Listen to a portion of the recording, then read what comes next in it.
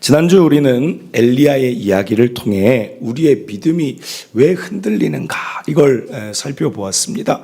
여러분 지난주 기억나십니까? 엘리야가 왜 흔들렸습니까? 기대대로 되지 않으니까 거기에서 제 풀에 꺾였어요. 야, 내가 기대한 게 이루어지지 않으면 사람이 흔들리는구나. 그래서 드린 말씀이 무엇입니까? 내 기대대로 되지 않을 때 하나님의 길은 내 길과 다르고 하나님의 그 생각은 하늘이 땅보다 높음처럼 더 높으니 오히려 더 기대하자.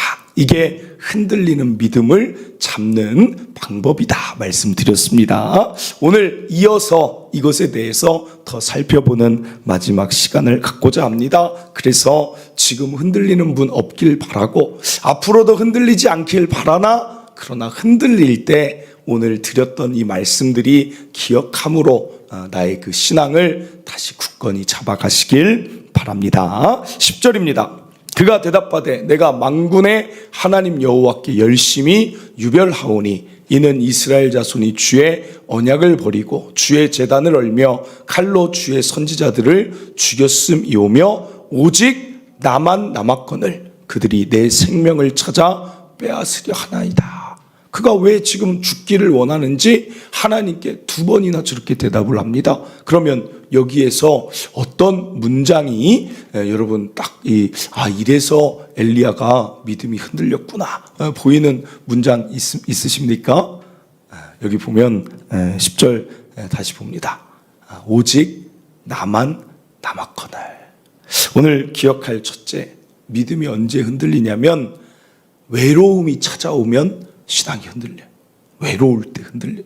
여러분 그 심리학자들이 말하는 또한 그 의사들이 말하는 그 외로움이라는 감정이 이게 얼마나 무서운 거냐면 그것이 찾아오면 그것이 그냥 감정으로 왔다가 지나가는 게 아니라 사람을 완전히 무기력하게 그리고 우울증으로 연결돼서 아무것도 하지 못하게 만드는 게 이 외로움이라는 것입니다. 사랑하는 성도 여러분, 요즘 미디어를 보면 자꾸만 혼자 사는 삶이 막 좋은 것처럼 이야기하는데 여러분 결코 그렇지 않습니다. 사람은 처음 창조될 때부터 우리가 잘 아는 말씀 있지 않습니까? 창세기 2장 18절 여호와 하나님이 이르시되 사람은 혼자 사는 게 아니다 그래요. 사람은 돕는 배필이 있어야 된다.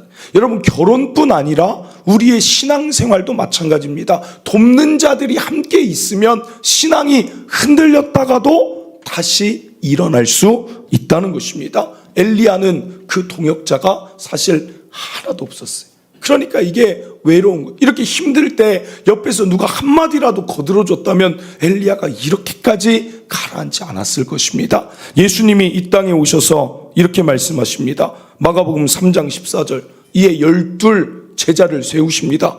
그런데 제자를 왜 세우셨을까? 전도를 하게 하나님이 하게끔 세우신 줄 알지만 여러분 첫 번째 목적입니다. 나와 함께 있게 하려고. 여러분 이게 목적이에요. 예수님이 인간으로 오셨기 때문에 감정이 있으십니다. 나와 함께 하고 싶다. 사랑하는 성도 여러분, 예수님도 함께 신앙생활, 사역을 감당하시는데 우리가 혼자 어떻게 신앙생활을 할 수 있겠습니까? 여러분 우리가 힘들 때 누군가 내 상황을 알아야 돼요. 터놓을 사람이 있어야 됩니다. 그래서 도와주기도 하고 이야기하기도 하고 괜찮다고 격려해 주기도 하는 그런 모임들이 여러분에게 있을 때 신앙이 흔들렸다가도 다시 자리를 잡습니다. 그래서 저에게도 보면 하나님이 참 그때마다 그런 귀한 만남들을 주세요. 그래서 때로는 힘들 때 참 어떤 분들이 찾아와서 위로해 주시기도 하고 때로는 여기 동탄에서 이제 지내다 보니까 여러분 어쩔 수 없이 이제 모임이 많아집니다. 그래서 최대한 이제 절제는 하고 있는데 그래도 어떻게 합니까? 또 오라고 하면 또 계속 그냥 안 간다고 할 수는 없는 거니까 그 모임들이 생겨요. 그러나 또 가면 또 할 일이 많은 데가 아니라 또 가면 이런저런 이야기를 들을 때 또 위로가 되고 격려가 되는 거예요. 사랑하는 성도들은 목회자도 이런데 어떻게 성도들이 신앙생활을 혼자 하려고 하면 그건 안 된다는 것입니다. 그래서 오늘 하나님도 엘리야에게 하시는 말씀이 결국 사람들에 대한 이야기입니다. 15절 여호와께서 그에게 이르시되 너는 내 길을 돌이켜 광야를 통하여 다메섹에 가서 하사엘에게 기름 부어 아람 왕 되게 해라. 하사엘이 있어, 엘리야야. 너 혼자 아니야. 너 혼자 남은 게 아니야. 그리고 16절도 님시 아들 예후에게 기름을 부어 이스라엘 왕 되게 해라. 엘리야야. 예후가 있어. 예후가 있어. 아벨 무올라 사밧의 아들 엘리사에게 기름 부어 선지자 되게 해라. 엘리야야. 엘리사가 있어. 그리고 마지막에 딱 찍어주시는 이야기가 여기서 18절입니다. 이스라엘 가운데 7,000명이 여전히 있다. 너 혼자 아니다 할 때 엘리야가 일어난다. 사랑하는 성도 여러분, 그러므로 여러분을 세울 수 있는 신앙의 공동체를 잘 만들어 가세요. 그게 가장 먼저 어디가 될 수 있습니까? 가정이죠, 가정. 그래서 하나님 가정 주신 거예요. 여러분이 가정을 신앙으로 잘 세워나가면 결국에는 누구의 신앙이 세워지는 것입니까? 내가 내 남편의 신앙을 위해 애썼지만 남편이 신앙이 세워지면 결국에는 내가 세워지는 거예요. 내가 자녀를 신앙을 위해, 부모가 자녀의 신앙을 위해 막 애썼습니다. 자녀의 신앙이 세워지면 어떻게 됩니까? 결국에는 자녀가 어느 때가 되면 나를 세우는 자가 또 된다는 것입니다. 여러분, 여름입니다. 특별히 다음 세대 자녀를 둔 부모들은 꼭 이런 여름 사역 때 자녀들 이제 수련회나 성경학교 보내시길 바랍니다. 왜 그렇습니까? 이 자녀들이 보면 신앙이 안 자랄 것 같지만 그렇지 않습니다. 여러분, 저는 그 비유가 참 좋았어요. 제가 봐도 전도사 처음 할 때 제가 유년부 아이들 설교를 막 하는데 그때 아이들이 한 130명 정도 됐어요. 그 교회에 처음 맡은 그 사역지가 아이들 130명. 저는 초등학교 아이들하고 이야기해 본 적도 없어요. 왜냐면 뭐 대학생이고 청년이 초등학교랑 뭐 이야기하는 경우가 어디 있겠어요. 초등학교 1, 2, 3학년 앉아 있는데 그 앞에서 막 하나님이 뭐 여러분을 사랑합니다. 막 설교를 제가 한 10분 정도 준비해서 하는데 아이들이 다 딴지대요. 그냥 정말 초등부 선생님들 애쓰십니다. 애들이 다 딴짓하는 거예요. 그냥 쳐다보지도 않아요. 그렇다고 뭘 혼내겠습니까? 그냥 정해진 말씀 그대로 여러분 막 하면서 막 하는 거죠. 그러면서 고민이 드는 거죠. 야, 큰일 났다. 이렇게 애들을 모르고 이렇게 설교해서 저 애들 3년 그 1학년, 2학년, 3학년인데 신앙이 하나도 안 자라면 어떡하냐. 제가 그게 너무 고민이었어요. 그래서 막 정말 안 어울리게 막 제 혼자 뭐 인형극도 해보고 막 어떻게 해서든 애들에게 신앙이 들어갔으면 좋겠다 해서 뭐 이상한 소리도 내서 막 하고 영상도 틀어주고 막 해도 집중이 안 되는 거예요. 집중이 안 돼요. 그래서 그게 참 고민이다 했더니 한 그 목사님이 전도사님이 다 그 얘기를 했다고 했죠. 혹시 전도사님 콩나물 키워본 적 있으세요? 그래서 저는 콩나물은 키워본 적 없는데 키우는 걸 뭐 본 적은 있습니다. 그랬더니 거기다 물 부으면 다 쏟아지는데 지나고 나면 콩나물이 물이 다 쏟아지는데도 자라는 거예요. 하나님 말씀이 그렇습니다. 그냥 또 거기에 있다 보면 아이들이 안 듣는 것 같은데 다 듣고 또 성장합니다. 그게 저한테는 처음 사역할 때 얼마나 큰 힘이 된지 몰라요. 여러분, 그 다음에 맡은 부서가 어디냐? 중등부 맡았는데 여러분, 중등부는 더 심각합니다. 중등부 교사분들 애쓰십니다. 차라리 초등부가 나아요. 뭐라도 하면 쳐다라도 보는데 이 중학교 애들 딱 중등부만 맡았어요. 중등부 애들 그때 한 50명에서 이제 나중에 한 75명까지 이제 늘었는데 그냥 지금도 답답하네요, 마음이. 아예 안 쳐다봐요. 그래서 중등부 청소년부는 중고등학생을 같이 묶어놔야 돼요.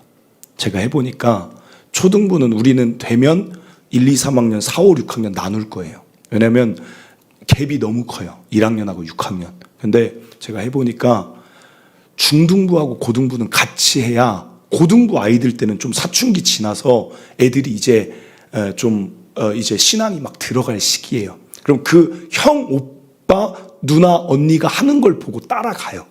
그런데 중등부만 따로 모아놓으니까 완전히 가라앉았어요. 왜냐하면 중3이 중2를 못 이끌어줘요. 그래서 제가 청소년부는 앞으로도 안 나누고 우리 교회는 그냥 같이 할 거예요. 같이. 그래야 위에 보고 야, 저 왜 이렇게 열심히 찬양해? 따라가는 거예요. 여러분, 그런데도 참 감사한 게 그 안 듣는 아이들, 어떤 애들은 설교 시간에 그때도 그랬어요.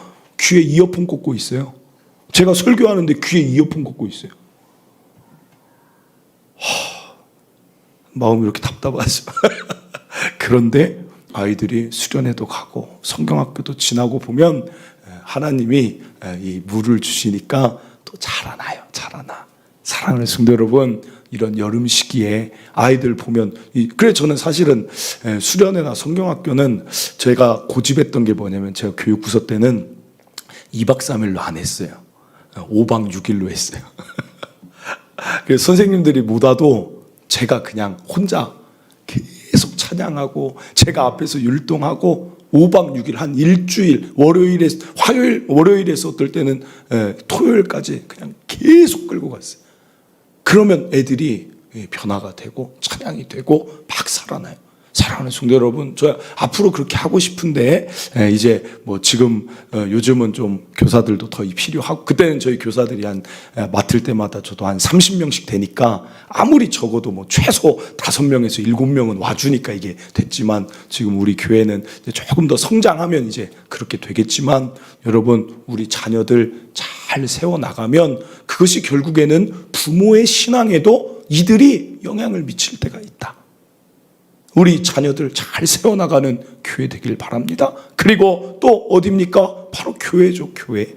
교회는 두 가지가 다 되어야 돼요. 사도행전 2장 46절 보면 여러분을 세우는 그 힘이 이 교회에서 어떻게 이루어지는가를 보여주는 아주 좋은 대표적인 구절인데, 날마다 마음을 같이하여 성전에 모이기를 힘써요. 성전에 모여서 기도하고 예배하는 이 대그룹 모임이 있는 거예요. 오늘 지금 우리처럼. 그런데 초대교회 거기서 끝나지 않습니다. 신앙이 초대교회 흔들릴 일 얼마나 많았겠습니까? 그런데 안 흔들린 이유가 저기에 또 있습니다. 집에서 떡을 떼며 기쁨과 순전한 마음으로 음식을 먹는다. 여기에서 소그룹 모임을 이야기하는 것입니다. 그러므로 우리 교회도 셀도 있고 전도회도 있는 이유가 거기에 있다는 것입니다. 여러분, 잘 우리는 한 몸으로 연결돼야 됩니다. 그래서 힘들면 목회자에게도 나올 때도 있지만, 때로는 그 안에서 또 셀 리더에게, 전도회에게 이야기하면서 이걸 풀어나갈 때, 그들이 한마디 해줄 때, 여러분 우리는 일어나는 것입니다. 엘리야가 이 동역자가 없었어요. 그게 참 이를 넘어뜨리는 이유였어요. 오늘 저와 여러분 더 교회 안에서 발을 디디면서 나의 동역자들을 세워나가 우리가 흔들릴 때 나를 붙잡아주는 신앙의 사람들과 함께 신앙생활 하시길 바랍니다. 이어서 왜 이자가 흔들렸는가? 4절입니다. 자기 자신은 광야로 들어가 하룻길쯤 가서 한 로뎀나무 아래에 앉아서 자기가 죽기를 원하여 이르되, 여호와여 넉넉하오니 지금 내 생명을 거두시옵소서. 나는 내 조상들보다 낫지 못하니이다 하고. 여러분 여기 보면 또 어떤 문구가 엘리야가 또 힘들었구나 보이는 데가 어디 딱 보이죠? 네, 다시 보여주세요. 나는 내 조상들보다 낫지 못합니다. 오늘 기억할 둘째, 비교에 사로잡힐 때 신앙은 휘청거립니다. 많이 흔들립니다. 여러분, 엘리야 전에 탁월한 조상들이 너무 많았어요. 대표적으로 모세만 봐도 이스라엘을 그 열정과 열심과 힘을 다해 할 때 출애굽을 시키는 결과물들이 나왔다는 것입니다. 그런데 엘리야는 그토록 열심히 유별했는데 결과물이 없으니까 그가 가라앉는 거예요. 그러면서 비교합니다. 야, 나는 가치가 없다. 나 열심히 했지만 내 조상들과 같지 못하다. 비교가 들어오면 사람이 가라앉는다는 것입니다. 사랑하는 성도 여러분, 비교는 우리 본능입니다. 우리는 우리 가치를 다른 사람들을 꼭 바라보면서 나를 찾아가요. 이것을 이제 심리학 용어로는 상향 비교라 그래요. 대다수의 사람은 하향 비교하지 않아요. 나보다 못한 사람들이 아니라 나보다 잘 사는 사람, 나보다 많이 가진 사람, 나보다 많이 배운 사람, 나보다 더 무언가를 이룬 사람들 보면서 자꾸만 나를 비교합니다. 어떨 때는 상향 비교는 좋은 자극제가 됩니다.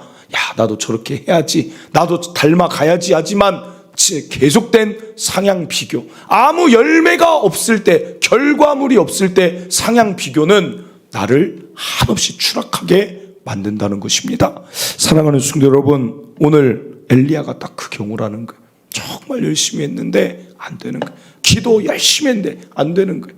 그러니까 조상들보다 낫지 못하다. 오늘 여러분 어떻습니까? 비교하고 계십니까? 누군가를 볼 때 참 부럽다. 저 사람은 참 별로 기도 안 하는 것 같은데 이렇게 참 삶이 평안한 것 같고 응답도 많은 것 같고 뭘 해도 잘하는 것 같고, 이 비교가 탁 들어오면 신앙생활이 참 힘듭니다, 여러분. 그래서 공동체에 있고 싶지가 않은 거예요. 이 비교가 들어오면. 이 성경에 누가 대표적인 예입니까? 가인과 아벨. 아벨 제사 잘 받았으면 박수 쳐주고 나는 내 예배 어떻게 하면 잘 드릴까 해야 되는데 아벨 보기가 싫은 거예요. 내 예배는 안 받으시니까 비교가 되니까 아벨을 죽입니다.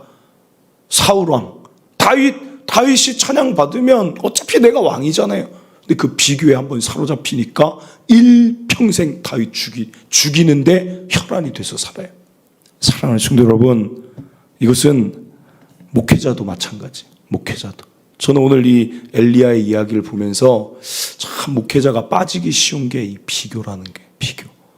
지난번에 베트남 선교하다 오신 그 김선대 선교사님이 작년에 우리 교회 와서 말씀 전하는데 저랑 같이 식사하러 이렇게 차를 타고 가는데 갑자기 그런 말을 하는 거예요. 이제 저랑 같이 2017년도에 베트남 갔어요. 그러니까 뭐라고 하냐면 진짜 한 6년, 7년 차 때 너무 힘들었다고, 선교가. 왜냐면 공산주의 국가잖아요. 그러니까 드러내놓고 할 수도 없는데도 열심히 하니까 했는데 열매는 하나도 없다. 주변에 다른데 뭐 태국으로 갔든지 필리핀으로 갔든지 주변 동기 선교사들은 열매가 보이는 거예요. 한국 와서 나오면 동기 목회자들은 교회를 세우든 아니면 교회에 성도들이 있든 열매가 보이니까 하나님, 나도 내 삶 다 드리고 내 가족들 다 데려가서 내 자녀들과 이렇게 열심히 했는데 아니 도대체 열매가 없습니다. 열매가. 그게 너무 지치더라. 그 이야기를 저한테 솔직하게 하더라고요.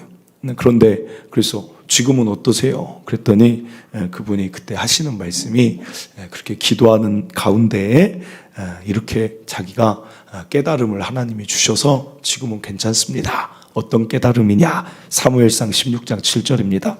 여호와께서 사무엘에게 이르시되 그의 용모와 키를 보지 말라. 내가 이미 그를 버렸노라. 내가 보는 것은 사람과 같지 아니하니 사람은 외모를 보거니와 나 여호와는 중심을 보느니라 하시더라.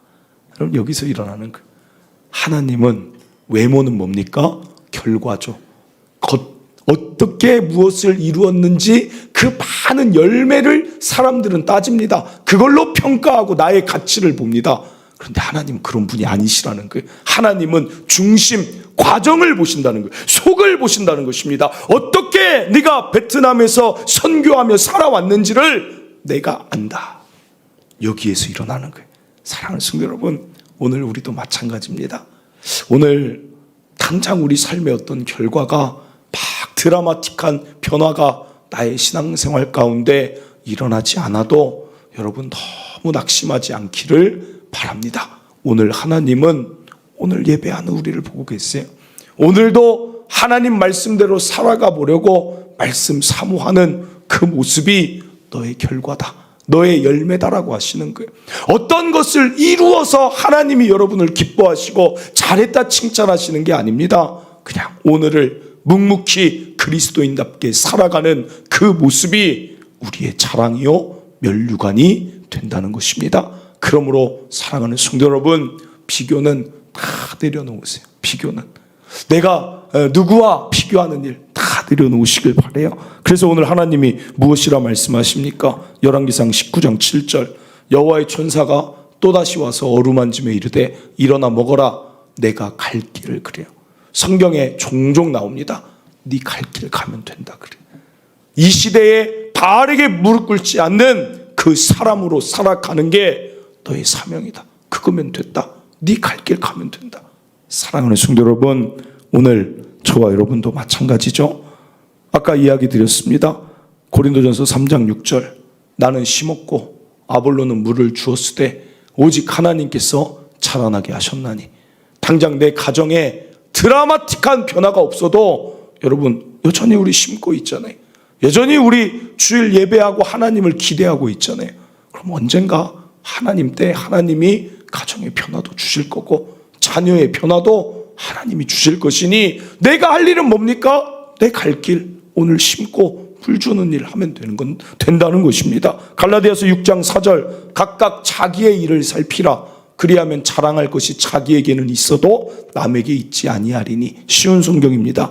자기를 다른 사람과 비교하지 마십시오. 사람은 저마다 자기 일을 살펴야 합니다. 그러면 자랑할 일이 자기에게만 있을 것입니다. 그냥 내 길 가면 되는 거예요. 내 길. 베드로가 이 말씀만 봅니다. 베드로가 예수님께 요한에 대해서 묻습니다. 요한복음 21장 21절. 이에 베드로가 그를 보고 예수께 여짜오되 주님, 이 사람 요한은 앞으로 어떻게 됩니까? 라고 궁금해서 그냥 물어봤어요. 예수님 말씀이 이렇습니다. 22절. 예수께서 이르시되 내가 올 때까지 그를 머물게 하고자 할지라도. 무슨 상관이냐? 우리 예수님이 참 어떨 때는 참 이 신이다, 신. 역시 너 뭔 상관이야? 너는 나를 따르는, 너는 내가 너한테 사명 줬잖아. 양을 치고 양을 먹이고 그 일 하면 되지. 뭐 요한이 뭐 그렇게 너한테 뭐 그렇게 신경 써야 돼? 여러분, 주변을 다 신경 쓰지 말고 살자는 얘기가 아닙니다. 비교해서 나를 무너뜨릴 이유가 뭐 있어요? 엘리야가 모세 보면서 야, 나는 왜 저렇게 못해? 할 거 뭐 있습니까? 각자 시대에 각자에게 주신 달란트, 각자에게 주신 사명이 있는 거지. 다른 사람 비교할 거 뭐 있어요? 여러분, 여기에 혹시라도 빠져 계신 분이 있다면 여기에서 벗어나 자유함을 누리시며 나의 삶을 만족하며 기쁘게 걸어가시길 바랍니다. 이어서 마지막입니다. 오늘 엘리야의 신앙이 흔들린 이유, 마지막 6절에서 8절입니다. 본즉 머리맡에 숯불에 구운 떡과 한 병 물이 있더라. 이에 먹고 마시고 다시 누웁니다. 7절에 여호와의 천사가 또다시 와서 또 어루만지며 이르되 일어나 먹으라. 내가 갈 길을 다 가지 못할까 하노라 하는지라. 이에 8절에 일어나 먹고 마시고 음식물의 힘을 의지하여 40주 40야를 가서 하나님의 산 호렙에 이릅니다. 여러분, 여기를 보면 참 특이한 말씀이 있죠. 아니, 선지자가 하나님의 힘을 의지하였더라 이게 아니라 음식물의 힘을 의지하였더라 그래요. 오늘 기억할 셋째, 신앙은 육신이 피곤하면 흔들립니다. 그런데 이걸 많이 간과해요. 왜냐하면 우리 대한민국은 정신력의 민족이에요. 정신력으로 이겨내면 되는 거지 막 해요. 아니에요, 여러분. 몸이 피곤하면 내가 요즘 이렇게 말씀이 잘 안 들리지? 그게 아니라 내가 너무 어제 피곤해하면 말씀이 잘 안 들리는 거예요. 내가 너무 어제 일을 많이 하고 왔으면 내 신앙이 문제가 아니라 내 육체가 문제인 거예요. 내 육체가. 그러므로 피곤하면 어떻게 해야 됩니까? 쉬어야 돼요. 오늘 이 말씀처럼 잘 먹고 잘 쉬어야 돼요. 엘리야가 잘 먹고 잘 쉬니까 다시 힘을 내어서 하나님께 기도하는 그 여호와의 산 호렙에 이르게 되는 것입니다. 여러분, 정말 내가 지금 너무 피곤하다, 내 육신이 너무 지친다, 그러면 잘 먹고 잘 쉬며 내 스케줄, 내 삶을 잘 조율해야 된다는 것입니다. 사랑하는 성도 여러분, 그냥 정신력으로 영적인 일이 되는 게 아니라는 걸 기억하시길 바랍니다. 그래서 제가 전도사가 딱 될 때 목사님들이 하는 말이, 그때는, 지금은 이해가 되는데 그때는 이해가 안 됐어요. 목회는 김전도사, 목회는 체력이야. 저는 그 말이 참 이상했어요. 왜냐하면 아니, 목사님이면 목회는 기도의 영성이야, 뭐 이렇게 해야 좀 그렇구나 막 이렇게 되는데, 목회는 사람들과의 관계가 잘 해야 돼, 이런 게 아니라 거의 10 중에 9은 목회는 체력이야, 체력. 계속 그러니까 그때는 이해가 잘 안 되는데 지금 이해가 너무 잘 돼요. 야, 체력 없으면 여러분 설교 못해요. 준비도 안 돼요. 기도도 못해요. 새벽에 일어나지도 못합니다. 신방도 못해요. 교육도 못해요. 여러분 체력 어떠십니까? 가뜩이나 더운 이 시기. 여러분 체력이 좀 나 요즘 몸이 너무 좋다. 큰일입니다. 큰일입니다, 여러분. 나 요즘 체력이 너무 안 좋다. 큰일입니다. 내 상태를 알지 못해요. 여러분 잘 먹고 잘 쉬시길 바랍니다. 오늘 또 왜 이렇게 더워요? 여러분 잘 먹고 잘 쉬어야 영적인 일도 힘내서 달려가요. 그래서 교회도 방학이 있는 거고 이 여름 때 여러분 또 휴가 계획도 잘 세워서 좀 잘 먹고 잘 쉬고 충전해서 또 하반기 또 달려갈 때 힘있게 달려갑시다. 제가 보니까 잘 먹고 잘 쉬시라니까 얼굴이 그렇게 밝아요, 여러분. 그래서 당장 제가 설교 준비하면서 큰일 났다. 내일 새벽 다 쉬면 어떡하나.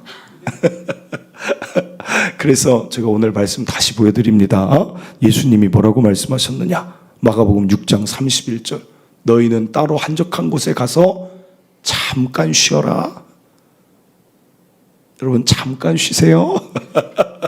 그냥 푹 쉬라고 하면 아주 푹 쉴까 봐. 잠깐 쉬어라. 잠깐 쉬어라. 여러분 힘들면 조절하세요. 여러분이 목회자는 아니잖아요. 사실 이렇게 말하는 목사도 없을 것입니다. 그러나 힘들면 오래 못 가잖아요. 힘들면. 그러니까 어떨 때는 내가 새벽에 정말 못 나오겠다. 그러면 그냥 여러분 쉬세요. 그냥 목회자한테 제가 여기 맡고 있으니까 정말 새벽에 내가 지치면 그냥 한 2, 3일 푹 주무세요. 그리고 나오세요. 괜찮아요. 제가 지키고 있지 않습니까? 여러분, 제가 지키면 되는 거 아니에요? 이 예배 제가 지키고 있으니까 여러분 푹 쉬다가 나오면 돼요. 주일은 나오시고 토요일 날 쉬시고 제가 지키고 있잖아요. 제가 지키고 있으니까 그 잘 쉼과 영적인 일 잘 균형 잡히게 여러분 하시길 바래요. 그리고 한 가지만 더 말씀드리고 마칩니다. 그리고 또 하나는 디모데전서를 보니까 디모데전서 4장 8절 육체의 연단은 약간의 유익이 있다라고 성경에 기록을 해놨어요. 여러분 그냥 쉬는 것으로만 여러분 체력이 올라오지 않습니다. 여러분의 체력은 연단, 단련해야 된다는 계속해서 여러분의 그 몸을 사용해야 되고 움직여야 되고 근육량도 늘려야 되고 기초 그 대사량, 기초 체력을 여러분 길러야 돼요. 그냥 집에서만 하염없이 주무신다고 체력이 늘어나는 게 아니라는 것이죠.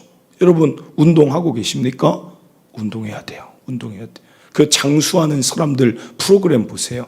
다 보면 운동하는 사람들 근력이 또래보다 더 있는 사람들이 결국에는 건강해요. 야, 나 피곤하다. 나 힘없다. 그러면 한없이 처진다니까. 더 5년 지나면 더 처집니다. 10년 지나면 더 처집니다. 여러분 운동하셔야 돼요. 운동. 토요일 날 축구 요새 가잖아요. 런닝하는 사람들이 새벽에 그렇게 많아요. 그 수영장에다 차 대잖아요. 그 새벽부터 수영하는 그 레인에 수영하는 부지런한 사람들이 그렇게 많아요. 야, 부지런하다. 자기 몸을 그렇게 강하게 단련시키면서 살아가는구나.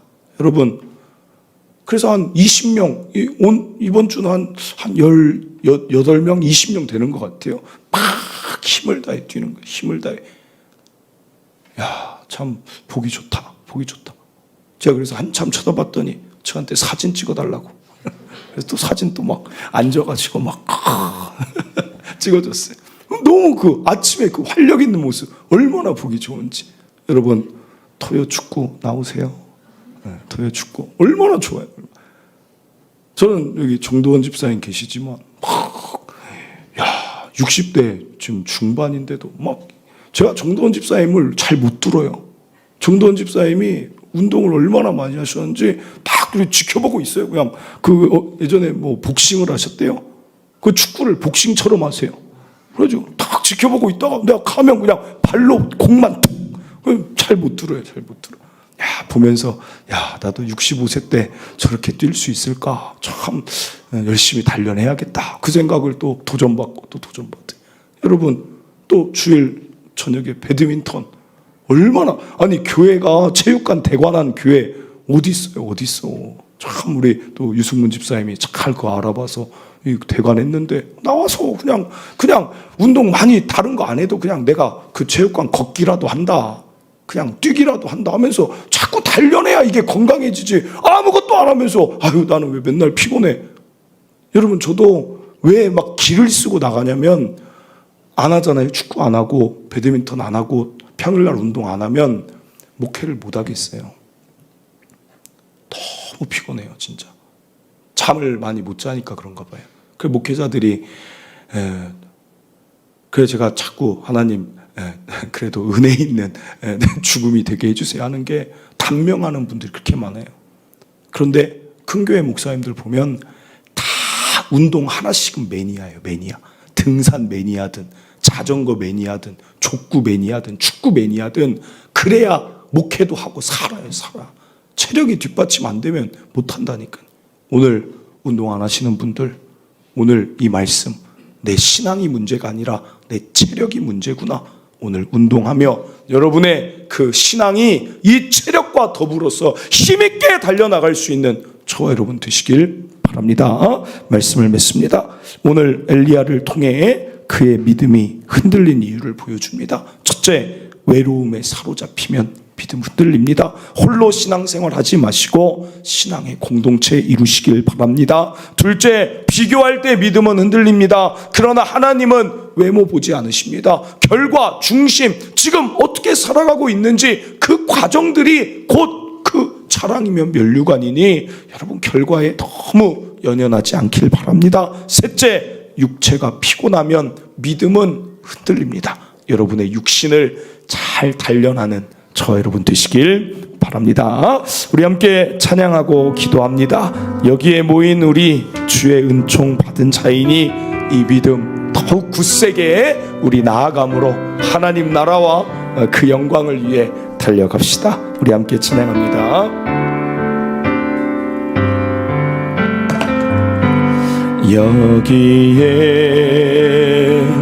모인 우리 주의 은총 받은 자여라. 주께서 이 자리에 함께 계심을 아노라. 언제나 주님만을 찬양하며 따라가리니 시험을 당할 때도 함께 계심을 믿노라. 이 믿음 더욱 굳세라. 주가 지켜주신다.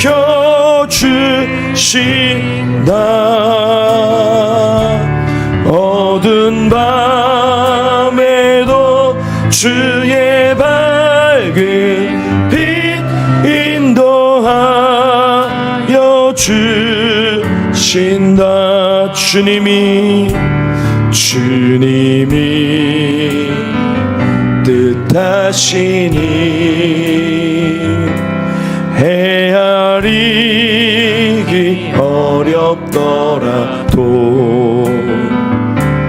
언제나 주 뜻 안에 내가 있음을 아노라. 사랑의 말씀들이 나를 새롭게 하니 때로는 넘어져도 최후 승리를 믿노라. 이 믿음 더욱 굳세라. 주가 지켜주시나.